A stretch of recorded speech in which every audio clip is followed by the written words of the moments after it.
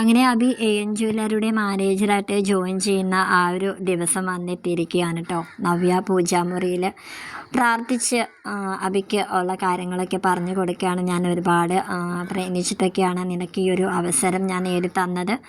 നീ നിൻ്റെ കഴിവിൻ്റെ മാക്സിമം നീ എൻ ജ്വല്ലറിയിൽ പിടിച്ചു നിൽക്കണം. നിനക്കറിയാലോ, മൂർത്തീസ് ജ്വല്ലറിയിൽ നീ ഹാർഡ് വർക്കൊക്കെ ചെയ്ത് ഒരുപാട് നീ അവിടെ ജോലിയൊക്കെ ചെയ്തതാണ്. പക്ഷേ അവരാരും നിന്നെ തിരിച്ചറിഞ്ഞില്ല. നിന്നെ എല്ലാവരും പുറത്താക്കിയിട്ടേ ഉള്ളൂ.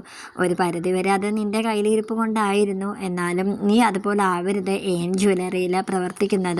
അറിയാമല്ലോ, നമ്മുടെ ജീവിതം ഇനി നല്ല രീതിയിൽ പോകണമെന്നുണ്ടെങ്കിൽ നീ അവിടെ പിടിച്ച് നിന്നേ പറ്റത്തുള്ളൂ എന്നൊക്കെ പറഞ്ഞു കൊടുക്കാൻ കേട്ടോ. അങ്ങനെ ജലജയും പറയുന്നുണ്ട്, ആദ്യം മോനെ നവ്യമോള് പറയുന്നതിലും കാര്യമുണ്ടെന്നൊക്കെ പറയാൻ കേട്ടോ.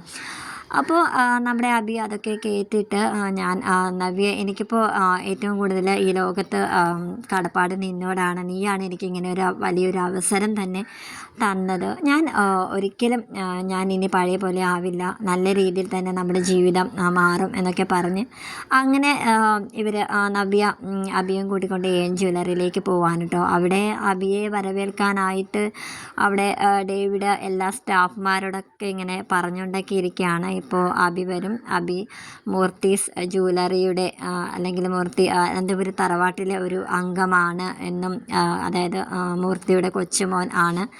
ആ ഒരു കൊച്ചുമോനെയാണ് നമുക്കിപ്പോൾ നമ്മുടെ ജ്വല്ലറിയുടെ മാനേജരായിട്ട് കിട്ടിയിരിക്കുന്നത്. അതുകൊണ്ട് വമ്പൻ സ്വീകരണമായിരിക്കണം നമ്മൾ കൊടുക്കേണ്ടത് എന്നൊക്കെ ഇങ്ങനെ ഡേവിഡ് സ്റ്റാഫ്മാരോടൊക്കെ പറഞ്ഞുകൊണ്ട് അങ്ങനെ നിൽക്കാൻ കേട്ടോ. അങ്ങനെ അബി അവിടെ വരുന്നു, വന്നിറങ്ങുന്നു. എല്ലാവരും ബൊക്കെയൊക്കെ കൊടുത്തിട്ട് ഭയങ്കര വലിയൊരു സ്വീകരണം തന്നെയാണ് കേട്ടോ.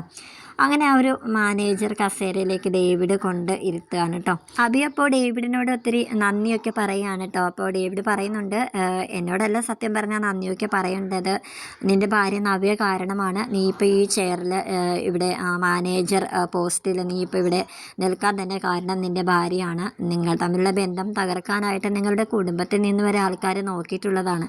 അതുകൊണ്ട് നിങ്ങൾ പരസ്പര വിശ്വാസത്തോടു കൂടി മുന്നോട്ട് പോകണം. നിങ്ങൾ ഒരിക്കലും പിരിയാനായിട്ട് പാടില്ല എന്നൊക്കെ ഇങ്ങനെ ഡേവിഡ് പറഞ്ഞു കൊടുക്കുകയാണ്. എന്നിട്ട് ചന്തുമോള് അബിയാണ് ചന്തുമോളുടെ കുഞ്ഞിൻ്റെ അച്ഛനെന്ന് വരുത്തി തീർക്കാനായിട്ട് എല്ലാവരും നോക്കിയതാണല്ലോ. അത് ആദർശിൻ്റെ കുഞ്ഞാണെന്നുള്ള കാര്യം നമുക്ക് എല്ലാവർക്കും അറിയാം. അപ്പോൾ ആ നിലയ്ക്ക് വരെ നിങ്ങളെ തെറ്റിക്കാനായിട്ട് നോക്കിയിട്ടുള്ളവരാണ്. അതുകൊണ്ട് നവ്യയും അബിയും നല്ല രീതിയിൽ സന്തോഷത്തോടെ ജീവിക്കണം എന്നൊക്കെ ഇങ്ങനെ പറഞ്ഞ് അബിയെ ആ കസേരയിൽ ഇങ്ങനെ പിടിച്ചിരുത്തുകയാണ്. ഒന്ന് ഇരിക്കും, ഞങ്ങളൊന്ന് കാണട്ടെ എന്നൊക്കെ പറഞ്ഞിങ്ങനെ ഇരുത്തുകയാണ് കേട്ടോ. അപ്പോൾ ഡേവിഡ് അപ്പോൾ ഇങ്ങനെ മനസ്സിലിങ്ങനെ ചിന്തിക്കുന്നുണ്ട്, ഇതിപ്പോൾ നാഗേന്ദ്രൻ സാറ് കാണുന്നുണ്ടായിരിക്കും ക്യാമറയിലൂടെ, സാറിപ്പോൾ ഭയങ്കര ഹാപ്പിയിലായിരിക്കും എന്നൊക്കെ ഇങ്ങനെ പറയാൻ കേട്ടോ.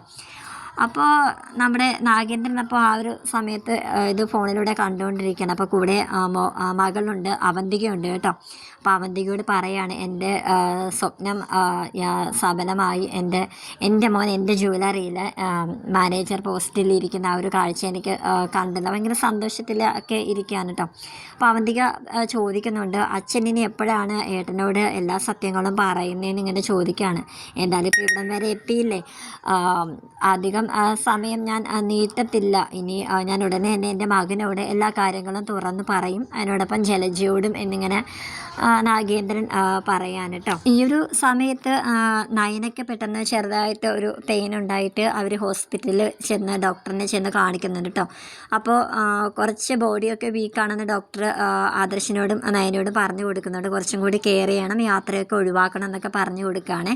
അപ്പോൾ ഇവരങ്ങോട്ട് ഇറങ്ങിയ പാടെ തന്നെ ഡോക്ടർ മൂർത്തി മുത്തശ്ശനെ വിളിച്ചിട്ട് അവർ വന്നിരുന്നു. നയനമോൾക്ക് ഓക്കെയാണ്, കുഴപ്പമൊന്നുമില്ല എന്നൊക്കെ പറഞ്ഞു കൊടുക്കുന്നുണ്ട്. അപ്പോൾ മൂർത്തി മുത്തശ്ശൻ എല്ലാ കാര്യങ്ങളും ശ്രദ്ധിക്കുന്നുണ്ട്. അപ്പോൾ അദ്ദേഹം പറയുന്നുണ്ട്, സമയം കിട്ടുമ്പോൾ ഡോക്ടർ അവരുടെ വീട്ടിലേക്ക് ഒന്ന് പോകണം എന്നൊക്കെ ഇങ്ങനെ ഡോക്ടറിനോട് പറഞ്ഞു കൊടുക്കുന്നുണ്ട് കേട്ടോ.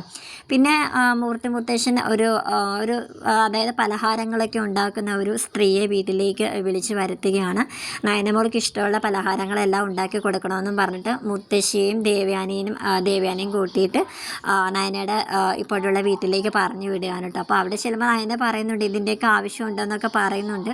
അപ്പോൾ കൊതിയോടെ മോൾ എല്ലാ ഭക്ഷണം കഴിക്കണം, അത് ഞങ്ങൾ കാണണം എന്നൊക്കെ ഇങ്ങനെ മുത്തശ്ശിയും ദേവയാനും കൂടെ പറയുകയാണ്.